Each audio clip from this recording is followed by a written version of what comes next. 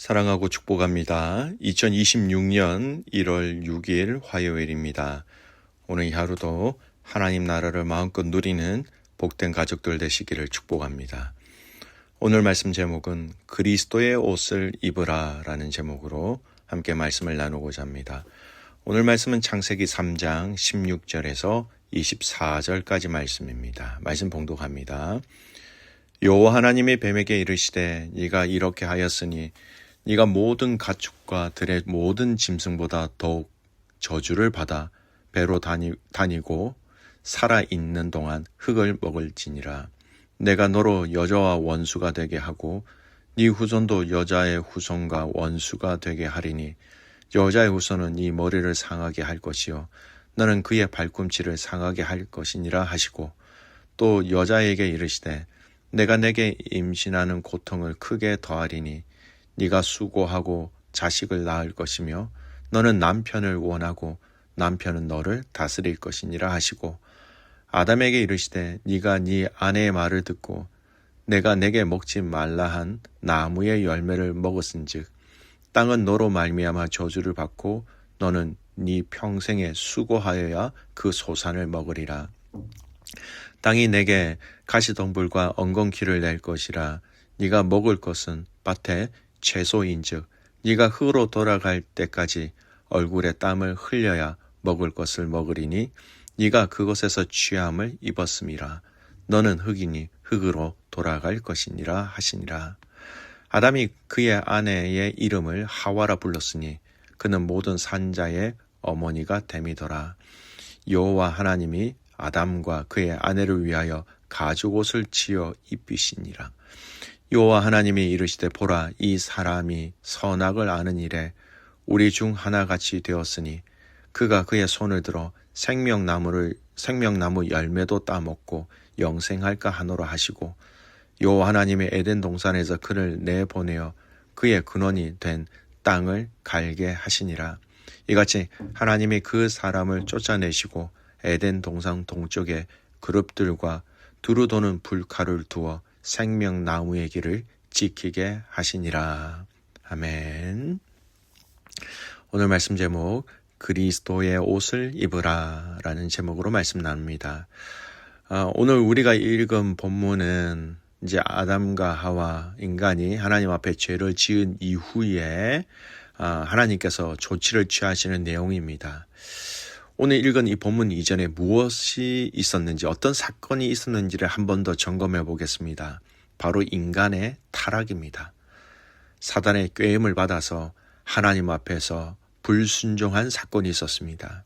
이 죄의 사건, 하나님과의 단절의 사건, 이 땅에 죽음이라는 것들이 들어오게 된 이 사건 이후에 오늘 본문의 내용이 이어지고 있다라는 것을 기억하셨으면 좋겠습니다.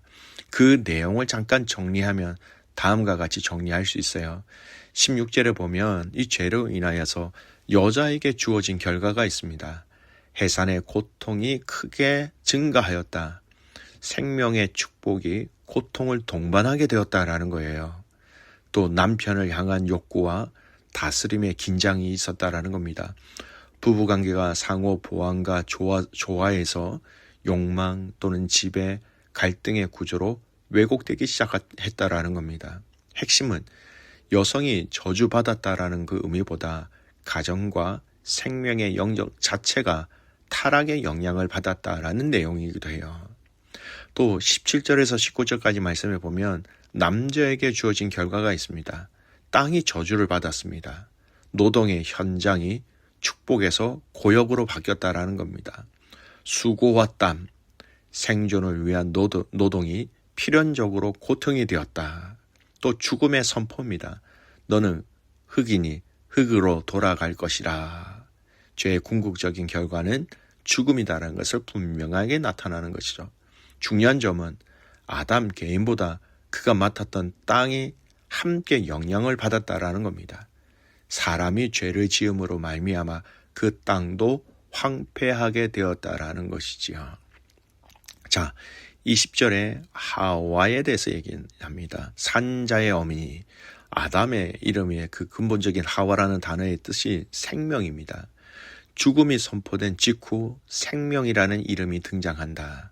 여러분, 이것은 심판 가운데서도 하나님의 그 약속을 신뢰할 수 있는 믿음의 연결고리를 하나님께서 남겨놓으셨다라는 겁니다.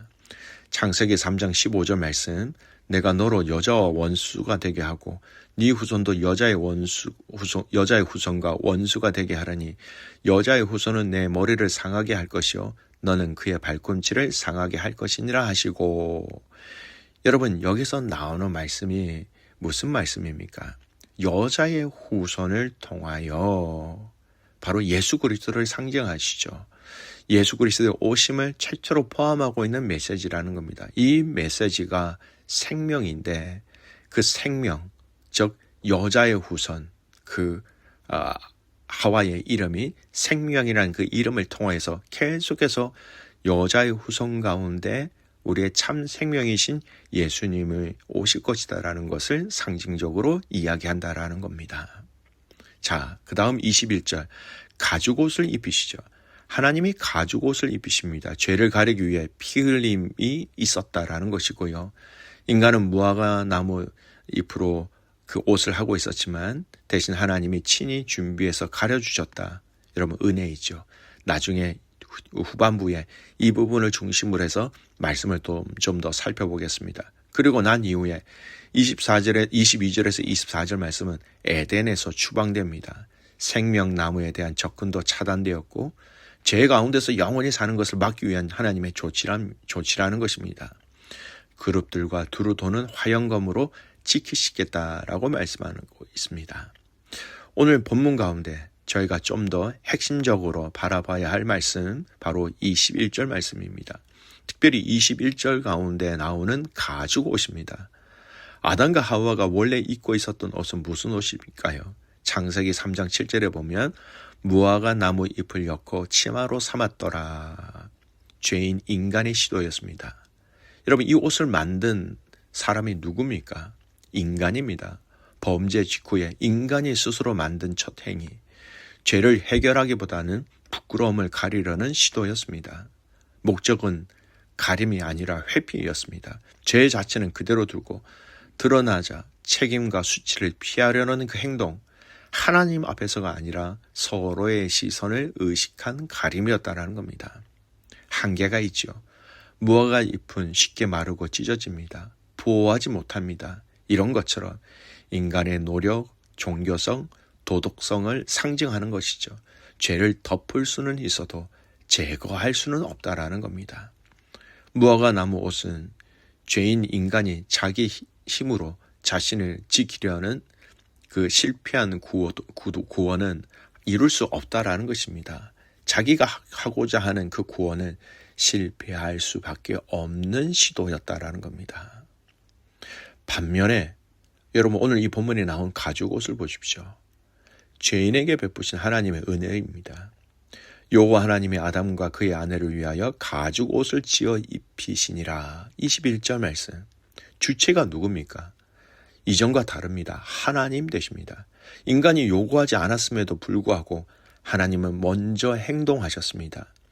심판의 말씀 이후에 등장하는 하나님의 은혜의 행함, 은혜의 행동이었다라는 것이죠. 여러분, 이 가죽옷을 곰곰이 생각해 보십시오. 가죽옷이라는 것은요, 어떤 생명의 희생이 있었다라는 겁니다. 누군가의 피 흘림 없이는 가죽옷이 만들어지지 않습니다. 죄의 값이 생명임을 보여준다라는 것이죠.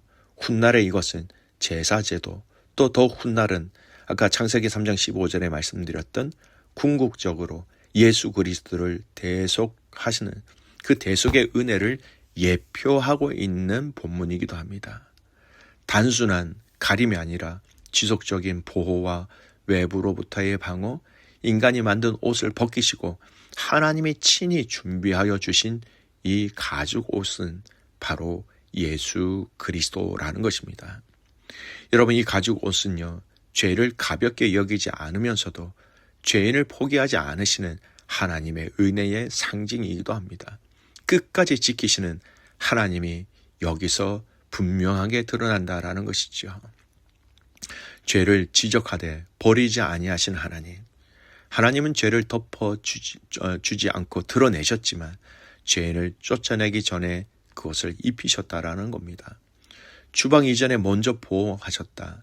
에덴에서 내보내시기 전에 광야를 견딜 옷을 준비하셨다는 것이죠. 징계 속에서도 멈출 수 없는 무한한 하나님의 은혜가 그곳에서 있었다라는 것입니다. 인간의 가림을 거두고 하나님의 가림을 입혀주셨다. 네가 만든 옷으로 살 수 없다. 내가 만든 옷을 입어야 한다. 이것이 복음의 원형입니다.